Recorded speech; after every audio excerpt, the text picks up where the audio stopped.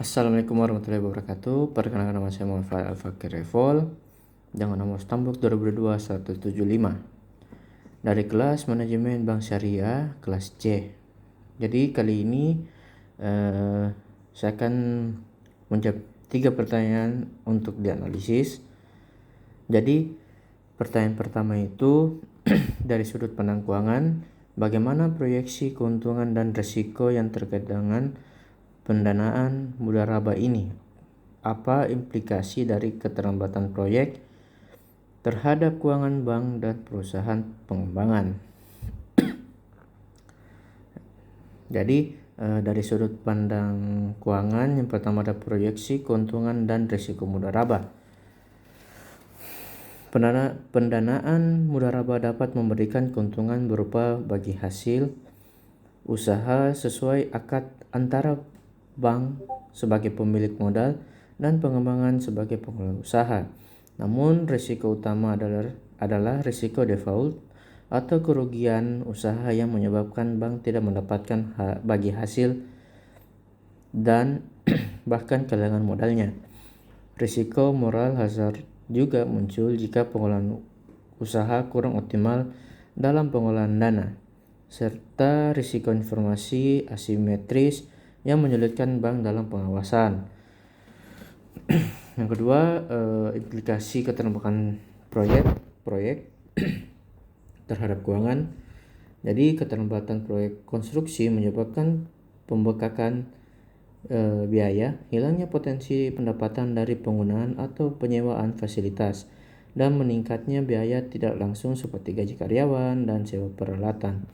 Hal ini berdampak negatif pada cash flow pada bank, dan perusahaan pengembangan berpotensi menimbulkan pembiayaan bermasalah atau macet yang merugikan bank dan menurunkan tingkat kepercayaan deposan. Terus pertanyaan kedua, dari sudut pandang hukum, apakah terdapat perselisihan atau masalah hukum terkait dengan keterlambatan proyek ini? Bagaimana proses penyelesaiannya? Sengketa dalam konteks hukum syariah. Jadi dari sudut pandang hukum ini, yang pertama ada perselisihan atau masalah hukum terkait keterlambatan. Jadi keterlambatan proyek sering menimbulkan sengketa antara pemilik proyek atau bank dan kontraktor atau pengembangan terkait kewajiban pembayaran dan penyelesaian pekerjaan. Dalam konteks hukum syariah, penyelesaian sengketa dapat dilakukan melalui musyawarah, mediasi, atau arbitrase sesuai prinsip keadilan dan kesepakatan bersama tanpa riba. Jika diperlukan, penyelesaian dapat mengacu pada peraturan bank syariah dan perjanjian akad mudharabah yang telah disepakati.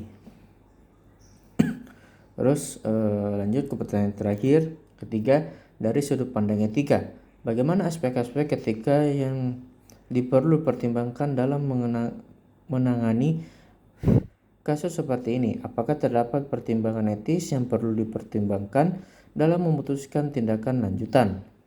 Jadi dari sudut pandang etika ini, yang pertama aspek etika dalam mengenai keterlambatan. Jadi penanganan kasus keterlambatan harus dipertimbangkan kejujuran dan transparansi antara bank dan pengembangan.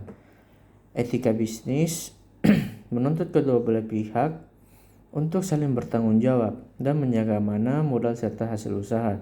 Keputusan lanjutan harus mempertimbangkan dampak sosial dan ekonomi, termasuk perlindungan terhadap nasabah dan pemangku kepentingan lain, serta menghindari praktik yang merugikan salah satu pihak secara adil. Yang kedua, pertimbangan etis dalam tindak lanjutan. Bank dan pengembangan perlu mengedepankan prinsip keadilan, saling menghormati, dan mencari solusi win-to-win.